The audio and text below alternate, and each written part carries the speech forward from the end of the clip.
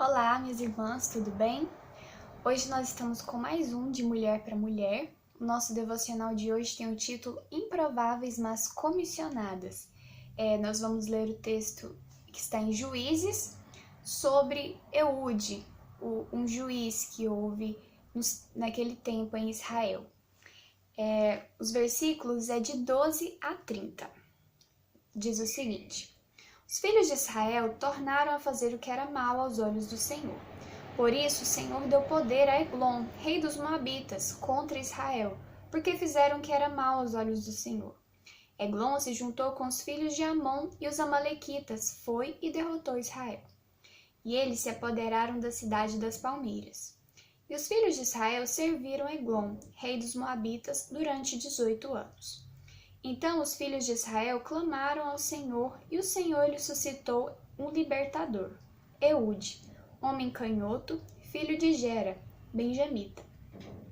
Por meio dele, os filhos de Israel enviaram tributo a Eglon, rei dos Moabitas.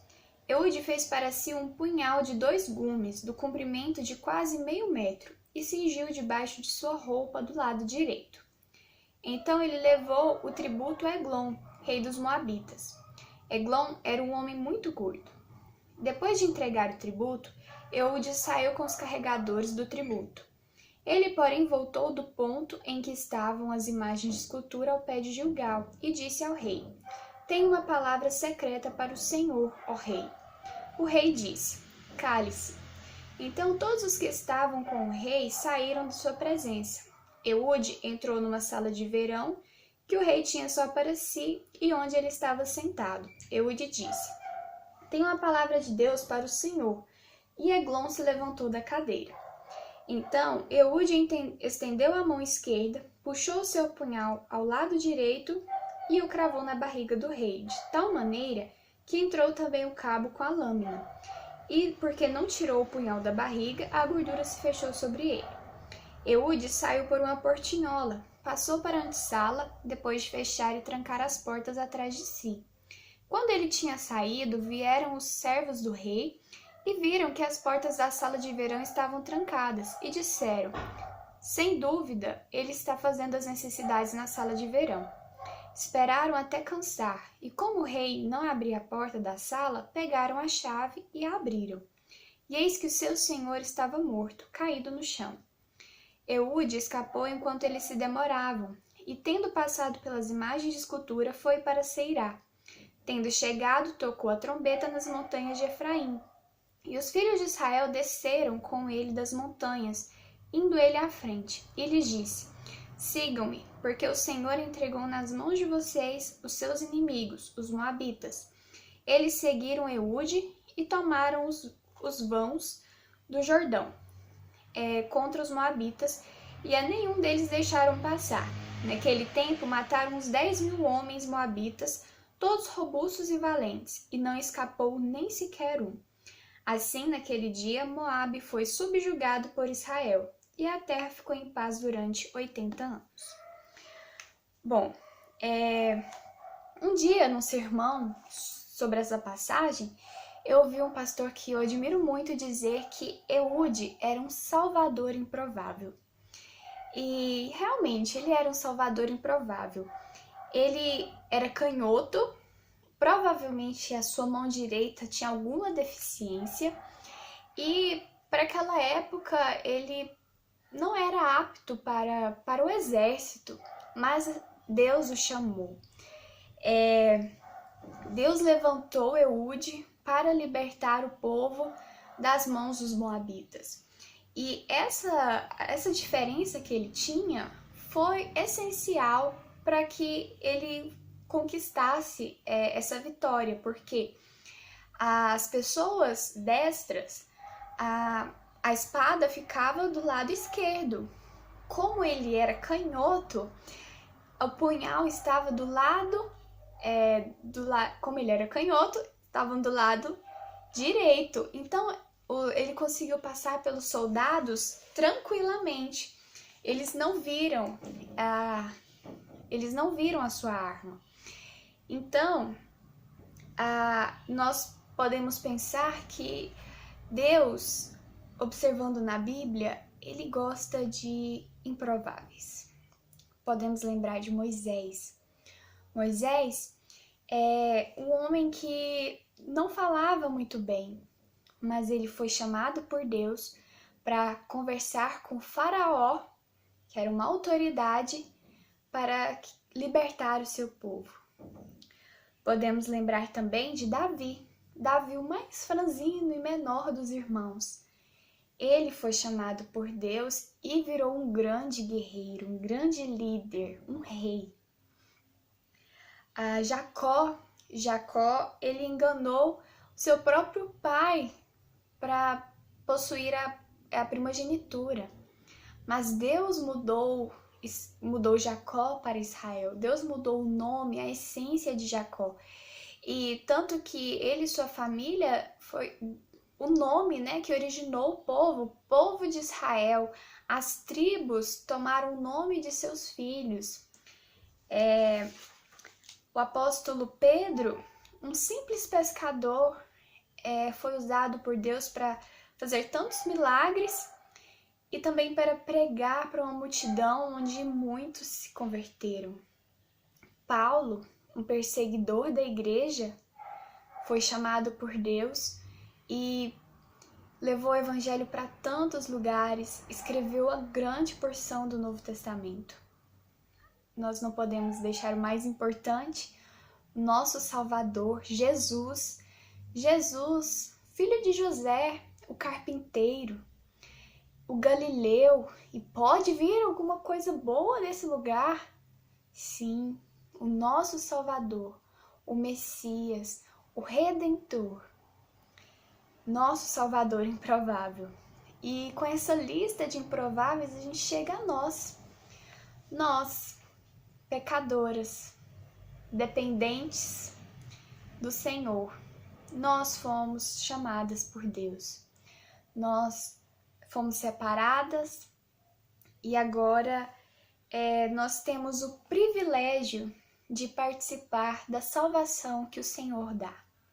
Como assim? Nós podemos levar a palavra de Deus. Nós devemos levar a palavra de Deus. Essa é a nossa participação na salvação. Muitas vezes nós achamos que evangelizar é apenas para o pastor, apenas para o missionário, apenas para quem fez teologia. Missão é na África, nas tribos indígenas, nos quilombolas. Talvez o Senhor te chame mesmo para ir para um desses lugares.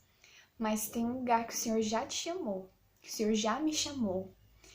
Nós somos comissionadas para levar a palavra de Deus para nossa família. Nosso lar é o nosso primeiro campo missionário e acredito que seja o mais difícil.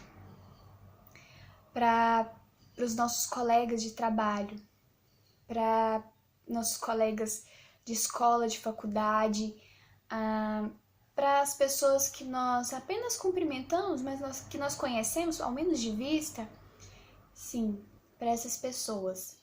Nós, inclusive, somos devedoras para essas pessoas, porque nós conhecemos a Deus, nós conhecemos o Senhor, nós conhecemos a palavra, nós sabemos que há um céu, que há uma eternidade. Então, nós precisamos falar do amor de Deus para essas pessoas.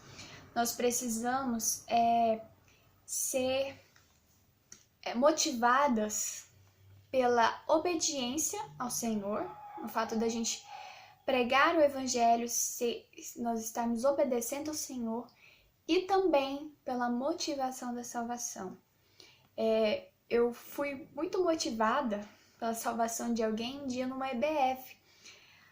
Após o estágio, na verdade, a EBF, durante o estágio que eu fiz, um dia depois que passou a EBF, eu encontrei com uma criança na rua e essa criança veio correndo e me abraçou. E na hora, acredito que é o Senhor mesmo que fala, né, aos nossos corações. Eu senti, já pensou se eu encontrar com essas crianças lá no céu? Elas não eram da igreja, elas não conheciam o Senhor, mas a salvação das pessoas deve ser também uma motivação para nós pregarmos o Evangelho. Nós podemos começar com as nossas atitudes. Podemos começar mostrando a diferença pelas nossas ações, com a nossa honestidade, com o nosso compromisso, com a nossa seriedade, com a forma que nós lidamos com os nossos filhos, com o marido. E as pessoas começam a notar a diferença. Nós devemos orar também, pedindo para Deus para nos dar ousadia, para nos dar oportunidade, para nos dar a palavra certa na hora certa. Talvez a pessoa precise de consolo e você oferece ali, você já tem uma abertura para falar mais com o passar do tempo. Nós precisamos também ler mais a Bíblia para a gente ter mais segurança daquilo que a gente vai dizer. E tudo isso é um relacionamento com Deus. Como disse no vídeo anterior, um relacionamento com Deus, ele vai nos ajudar, vai nos dar segurança. E nós precisamos obedecer a Deus, levando a palavra de Deus àquelas pessoas que não o conhecem, levando a mensagem da cruz para aqueles que não têm esperança, porque o céu é real, o inferno também é real. E nós precisamos dizer enquanto é tempo, nós precisamos dizer enquanto há dia, enquanto o noivo ainda não chegou. Essa é a mensagem de hoje, nós improváveis. Eu não imaginava que eu seria educadora cristã, não imaginava que iria ao seminário. Nós, improváveis, pecadoras, resgatadas pelo sangue de Cristo, nós somos comissionadas a levar a palavra de Deus, a Bíblia, levar Jesus a todas as pessoas, sem distinção, certo? Essa é a minha oração, para que eu tenha ousadia, para que eu tenha coragem de dizer sobre Cristo para as pessoas. Que seja a sua oração também, vai ser a minha por você.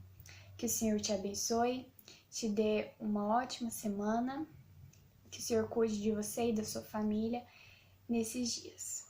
Até mais.